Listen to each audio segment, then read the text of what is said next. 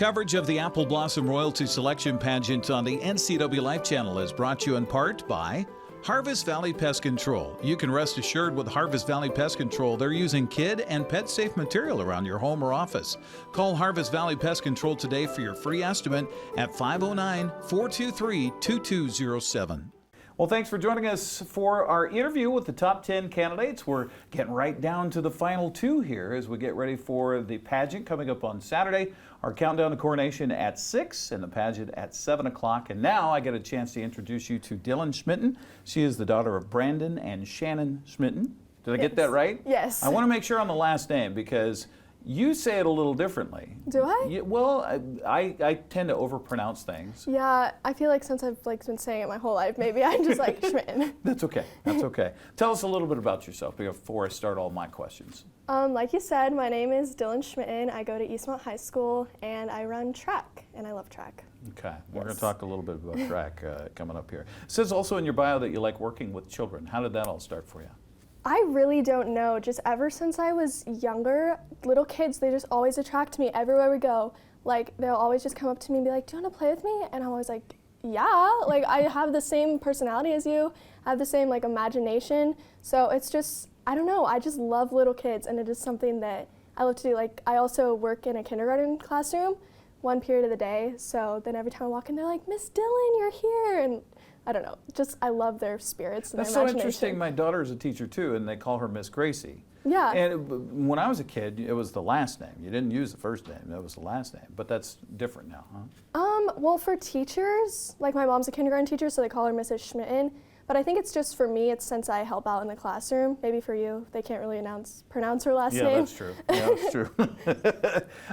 So is that something you want to do? You want to be a teacher someday? Yeah, I'm planning on majoring in elementary education or opening my own daycare. I'm not sure yet. We'll see. Okay. So why did you choose to do this whole top 10 thing? To be completely honest, I have no idea. Like, one day, I just walked into the living room and I'm like, Mom and Dad, I'm gonna run for Apple Blossom. And they're like, what? And they're like, what about track? And I'm like, I don't wanna look back on my life and think, man, I really wish I would've done Apple Blossom, because it's something that's so unique to our valley. And I think that a lot of other places don't get this opportunity, so why not take advantage of it? And also the scholarships, which is super nice too.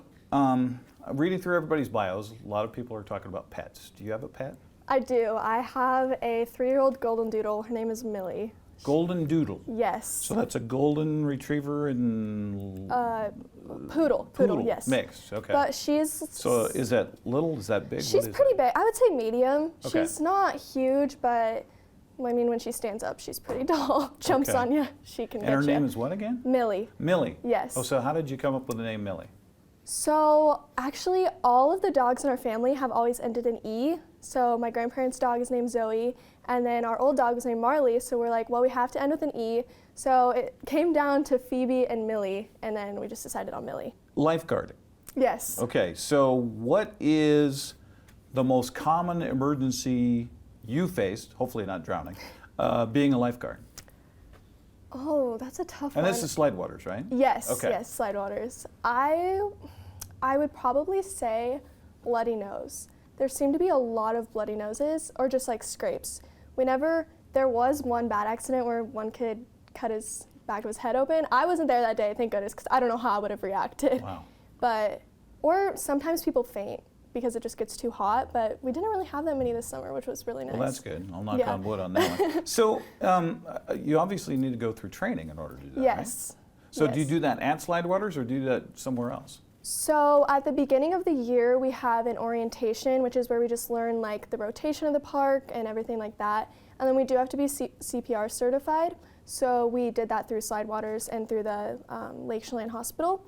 And then I'd say about halfway through the season, we have to do an in-water training, which is where one person pretends to be drowning and then we have to get them out, which honestly, it's so fun. It's really cold though, because we do it early in the morning. So then after, we all just go sit in the hot tub, but it's really fun. Teenagers, you're a teenager. Do teenagers spend too much time on their phones?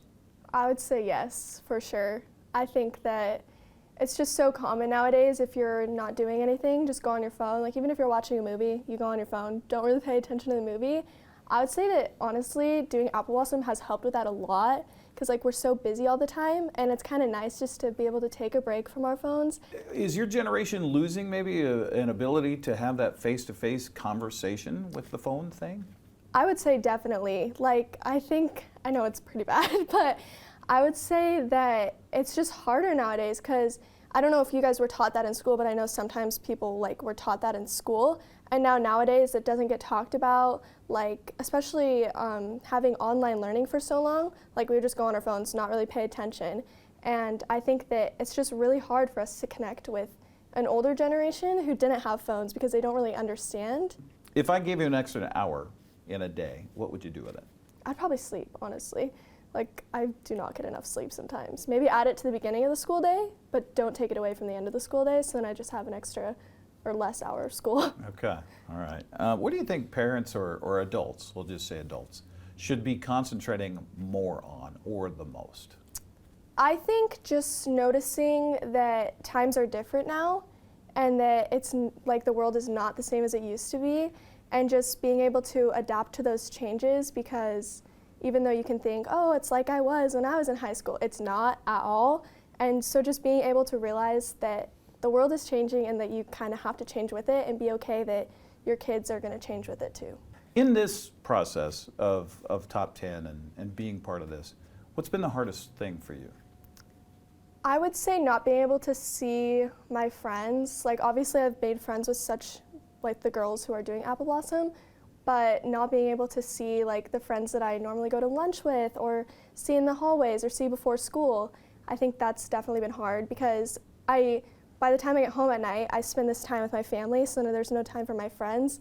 So definitely that. Dylan, what else should we know about you before I let you go? Can I say a fun fact?